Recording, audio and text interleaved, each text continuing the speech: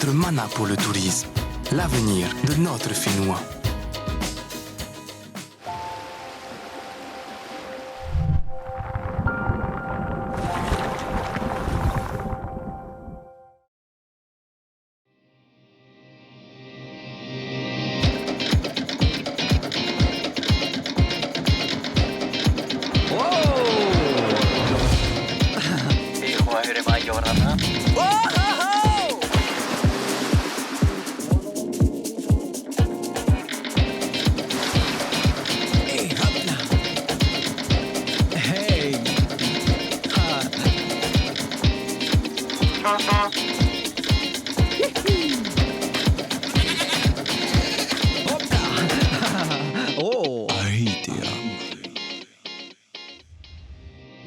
Temohua Yorana, je suis très heureux de vous retrouver dans votre émission hebdomadaire Ahitea consacrée à l'industrie du tourisme. Cette semaine, je vous propose de découvrir dans votre rubrique Expérience le quotidien d'un bureau d'information touristique. Votre rubrique Perspective sera consacrée aux assises du tourisme, puis on terminera avec votre rubrique à Ravenna pour parler de la préservation de nos belles plages. Direction le Faremanihini à Papeete pour partager le quotidien des agents d'accueil. Yorana Tamatoa. Yorana Tumai. Tu veux voir le protocole sanitaire qui a été mis en place au bureau d'information touristique? Oui, tout à fait. Alors on y va. On y va. Yorana, je suis Putoatu Meiteata. J'ai 36 ans, je suis conseillère en séjour.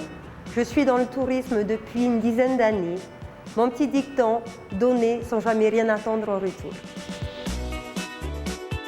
À Tahiti, 6 conseillers en séjour assurent leur mission 7 jours sur 7 au nouveau Faremanihini, un lieu idéal en plein cœur du quartier du commerce.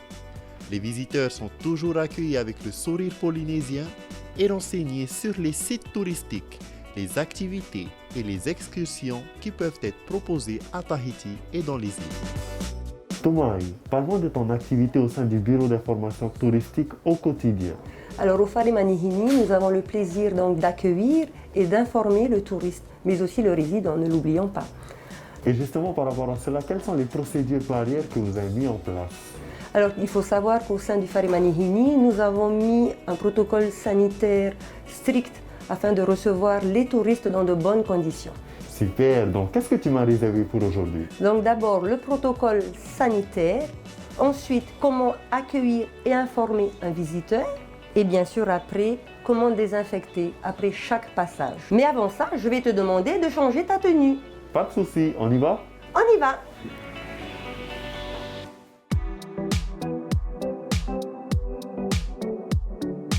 Afin de respecter les mesures sanitaires établies par le gouvernement pour protéger la population et les visiteurs, le bureau d'information touristique a été aménagé pour respecter les gestes barrières.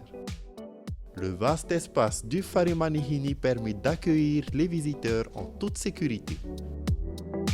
Alors tu vois Tamatoa, parmi les mesures barrières donc, que nous avons mis en place au Faremanihini, il faut savoir qu'il y a une entrée et bien sûr une sortie. Il y a également donc un circuit avec un marquage au sol. Donc le balisage, les poteaux avec ceinture donc recouverts de pandanus, c'est la petite touche locale. Il faut savoir aussi qu'il y a donc une zone d'attente et aussi une zone de Wi-Fi. D'accord. Est-ce qu'il arrive à ce que des visiteurs puissent entrer par la porte de sortie? Oui, de temps en temps, nous n'hésitons pas à aller vers eux pour leur indiquer que l'entrée est ici. D'accord. Un seul sens de circulation permet d'éviter que les visiteurs se croisent. Il faut également assurer la distance entre groupes homogènes, que les personnes soient seules, en couple ou en famille.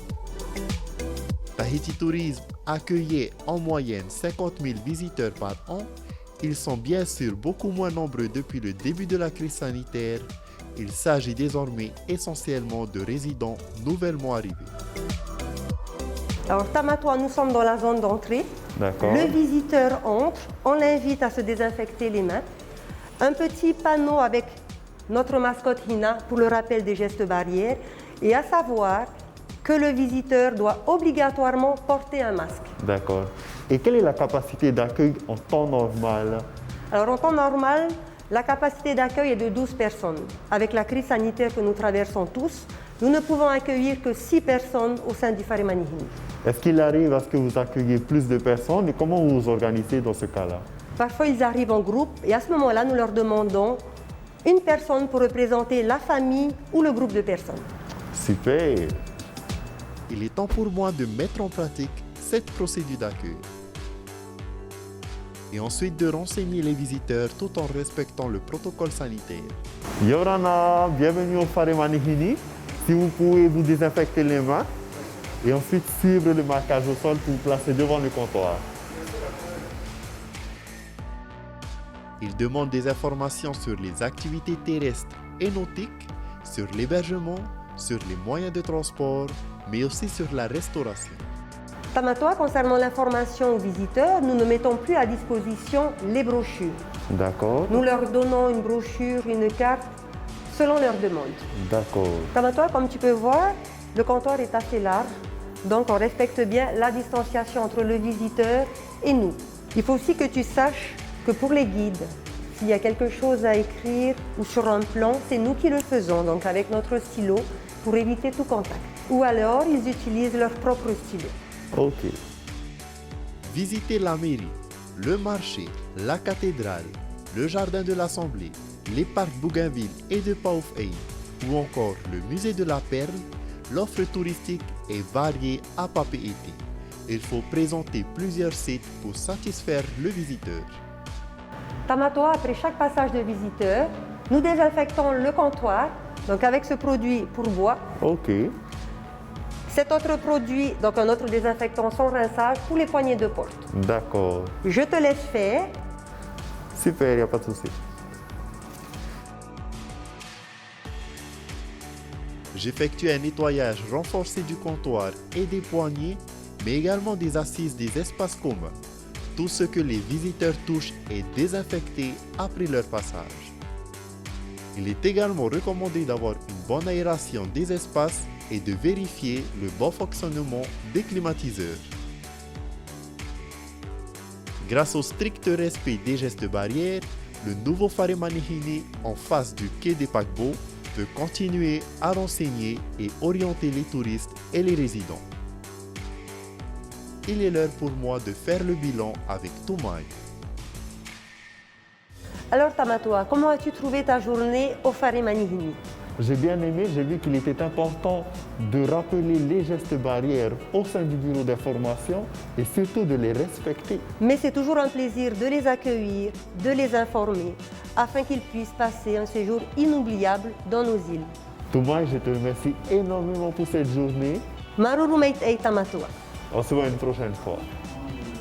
Retrouvez toutes les informations concernant les procédures et recommandations barrières sur tahititourisme.pf.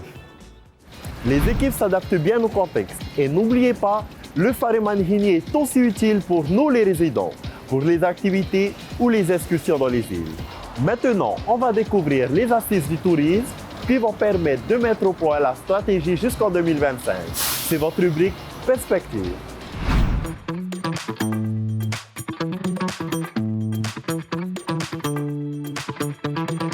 La stratégie touristique 2015-2020 a porté ses fruits. Mais le contexte a totalement changé depuis la crise sanitaire.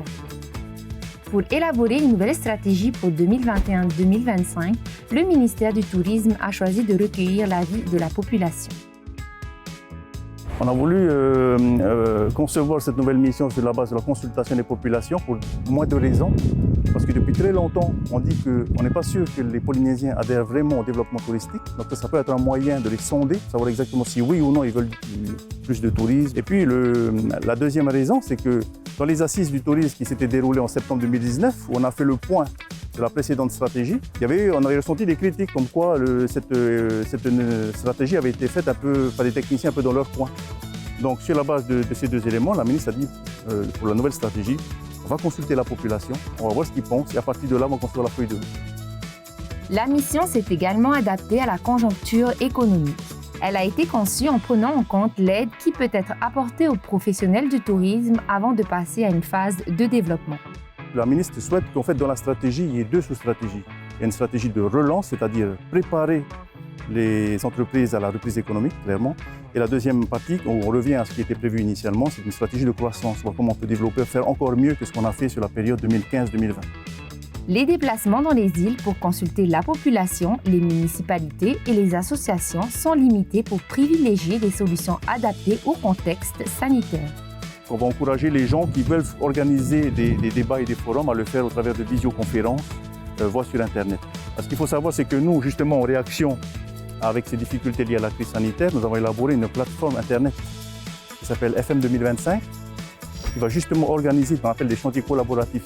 Ce sont des groupes que n'importe qui peut créer sur des thèmes, thématiques particulières qui leur est chères. Et à partir de là, ils vont développer des échanges avec tous ceux qui voudront y adhérer.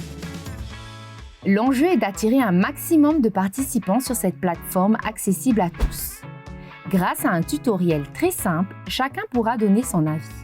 La plateforme FM25 pour Farira Manihini 2025 va également disposer d'une base documentaire pour pouvoir nourrir les réflexions. Pour ceux qui n'ont pas accès à Internet, des débats et des visioconférences seront organisés dans les îles. On compte beaucoup sur les comités du tourisme et les municipalités pour être notre relais et essayer de provoquer des discussions. Je ne sais pas quel format ça pourra prendre là-bas. Pour le respect des protocoles sanitaires, on espère tout de même qu'il y aura des réunions publiques. La plateforme en ligne est accessible depuis le début du mois d'octobre et devrait durer jusqu'à la fin du mois de novembre. Place ensuite à l'analyse. L'objectif, c'est de faire une synthèse sur tout le mois de décembre pour ensuite faire des premières propositions de feuilles de route à partir de début 2021. Chacun est donc invité à participer et à s'impliquer pour exprimer ses idées sur le développement touristique en Polynésie française.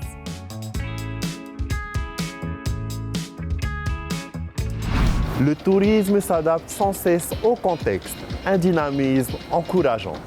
Maintenant, voici votre rubrique à Ravena avec Leïsa Poutehia du collectif Citoyens pour le climat Tahiti. Elle nous donne ses astuces pour un pique-nique écologique.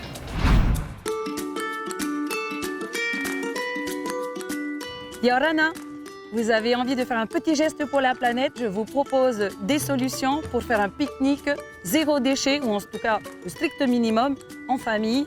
Vous pouvez donc préparer, vous organiser avec des contenants, de toutes sortes de contenants, en bois, en paoré, jusqu'au contenant made in nature, et ça on le trouve un peu partout. Donc là on a une feuille de pourreau, vous avez même des assiettes réalisées en canne à sucre et qui sont compostables. Les cartons, le classique. Vous avez aussi, là, c'est une fourchette en bois, des pailles de bambou, il y en a même en inox aussi. Je vous propose aussi, ici, comme ici, j'ai emballé mon Tahiti dans ce contenant où on peut le refermer. Donc il se clipse comme ça. Et c'est efficace, c'est super parce qu'on peut tout préparer et il y a déjà tout. Et en fait, il suffit de regarder autour de vous, chez vous, vous avez plein d'objets qui peuvent être multifonctions et qu'on peut réutiliser. Et ça, c'est super génial. Alors pour les restes, je vous propose un tissu. Donc c'est un couvercle en tissu qui est pratique. Donc on peut le refermer comme ça et le placer ensuite dans votre sac, en panier bien sûr, le paoré. Ou le traditionnel, le Tupperware super costaud, donc il va vous durer longtemps. Voilà, ça c'est pour les restes.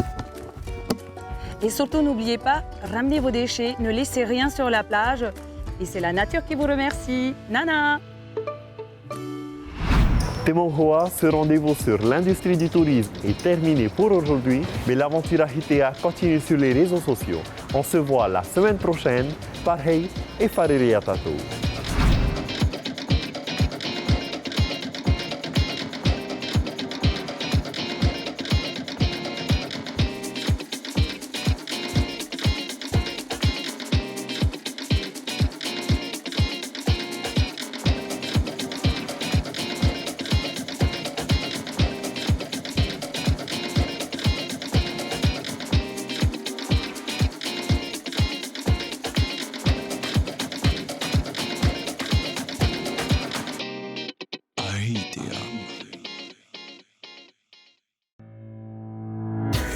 Notre mana pour le tourisme, l'avenir de notre Finnois.